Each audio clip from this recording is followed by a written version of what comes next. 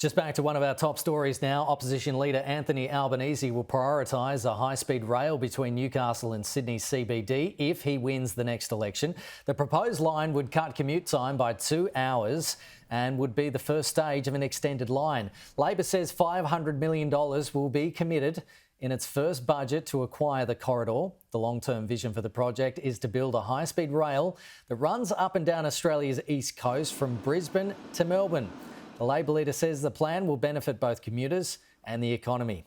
Here to talk through the detail of the week is Ebony Bennett from the Australian Institute in Canberra and Dr. Sherry Sufi from the Institute of Public Affairs in Perth. Hello to you both and Happy New Year's. Thank you so much for joining me today. Ebony, first to you. We've heard this before, haven't we? Do you think a high-speed rail could be a winning strategy this time? Look, certainly I think these kinds of big public transport and public infrastructure projects are very popular with voters. We've seen that with Labor state governments in Canberra with the light rail and Victoria under the Dan Andrews government.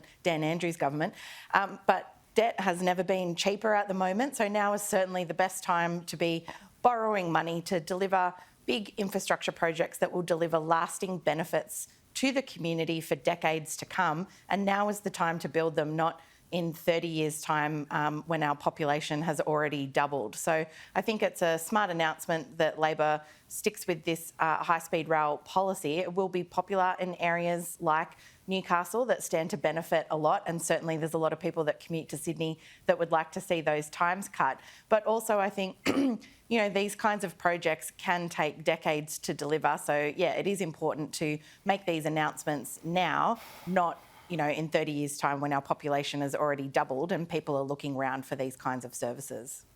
Sherry, to you now, the high-speed rail, it seems like it gets brought up before every election, but nothing ever happens. What's your take on the opposition leader's comments today? Look, as you said before, the commute between Newcastle and Sydney takes about 2 hours and 45 minutes, and I've taken it myself. It's quite a daunting amount of time. So if Albo reckons he's got a plan to cut that shorter, as a matter of principle, we would be silly to oppose that. But as with any taxpayer-funded project, the two main points you have to bear in mind are cost and delivery, okay?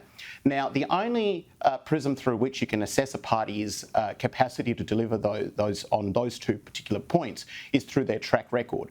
So if I can use my home state of Western Australia as an example, the Labor Party took a very similar project called MetroNet that was designed to connect the unconnected parts of Perth together through a high-tech railway network to the 2013 election. Obviously, they weren't successful on that occasion.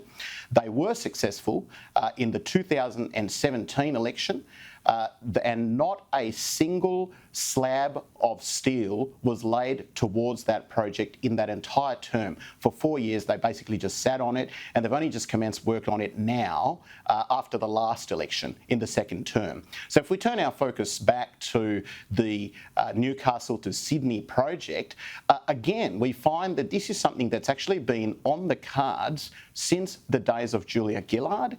There was a feasibility study conducted on this in 2010, and all it pretty much ended up doing was that it highlighted the importance of the project.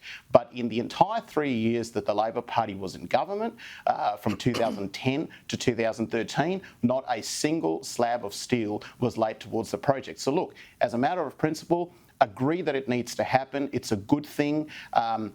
But whether or not they're capable of delivering it, only time will tell.